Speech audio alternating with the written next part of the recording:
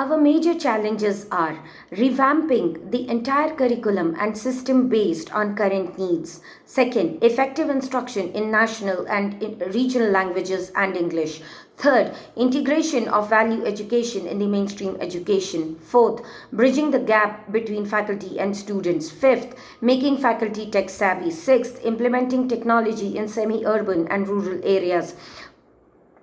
Seventh, establishing relevant connects of the industry with other industries. Eight, safeguarding culture and ethics in the country. Becoming smart in the true sense. First, smart curriculum. Participation and representations from Ministry of Culture, Ministry of Agriculture, Ministry of Skill Development and Entrepreneurship, Ministry of Environment, Forest and Climate Change, Ministry of Earth Sciences, Ministry of Information and Broadcasting, Ministry of Tribal Affairs, Ministry of Urban Development, of Rural Development, Ministry of Corporate Affairs, Ministry of Communications and Information Technology, Ministry of Labor and Employment, Ministry of Women and Child Development, Ministry of Health and Family Welfare, and Ministry of Youth Affairs and Sports must be made mandatory in all discussions and deliberations on education system. The latter ministries may not play a very major role in framing the education curriculum. However, their inputs on the current challenges faced by each will give us enough platform to work on a genuine, up-to-date, authentic, workable and translatable curriculum for all ages and areas of the country. In addition, competition among different boards at school level, mind you, Ministry of Education, this is important. In addition, competition among different boards at school level, ICSE, CBSE, state boards must be dissolved. There can be one board, one curriculum, one voice. One board, one curriculum, one voice. That can be inclusive based on inputs by different ministries. However, the same curriculum can have three variations based on urban, semi-urban and rural.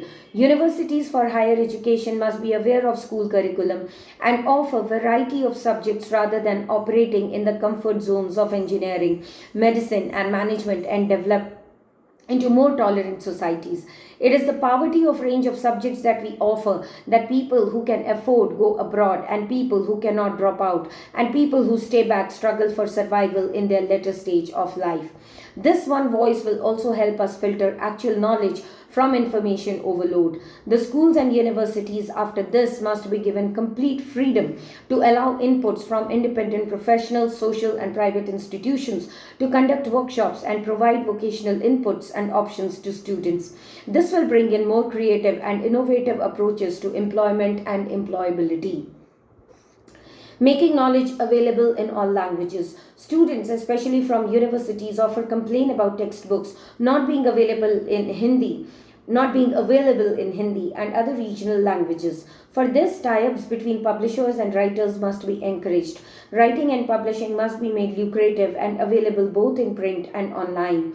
There can be a separate portal only for education sector that can provide all latest information from all publishing houses according to languages. This will help us track what is available across subjects, across languages.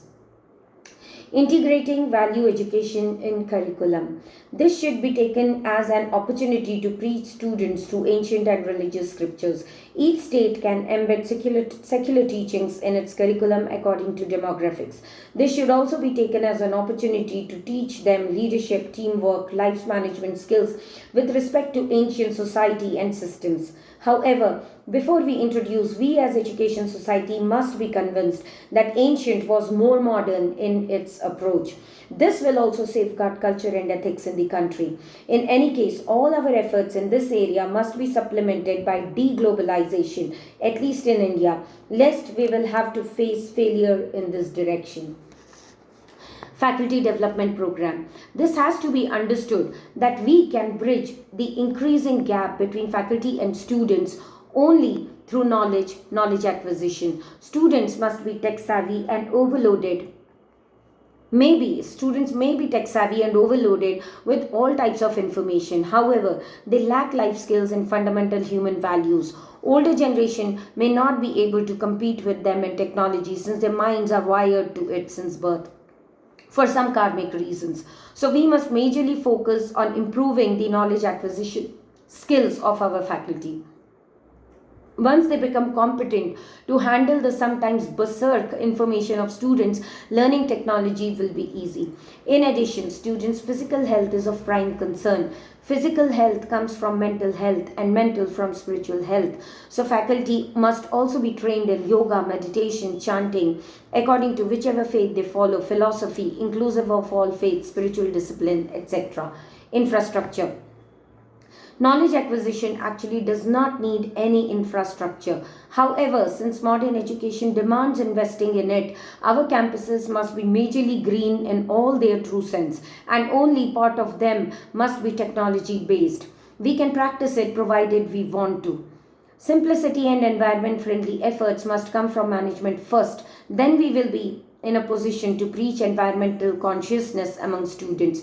We also have to understand that education, infrastructure, etc., will be there to manage only if life is there. We also have to understand that education, infrastructure, acha, protection of Mother Earth hence becomes a primary concern of education sector. What is the conclusion? The entire education fraternity thus must take this opportunity of rephrasing the education policy very seriously to encourage practical efforts in the right direction. This is because education is the foundation of a strong nation and ethically strong countrymen. From knowledge alone, solutions stem, and from ignorance, only problems. So, it is our duty as responsible citizens of this universe to look for sources of correct knowledge and not just information. Thank you very much. I think, dear Ministry of Education, this contribution helps, but please do remember, one board, one curriculum, one voice. Dissolve. It's of no use. It's of absolutely no use. You will only reduce your work.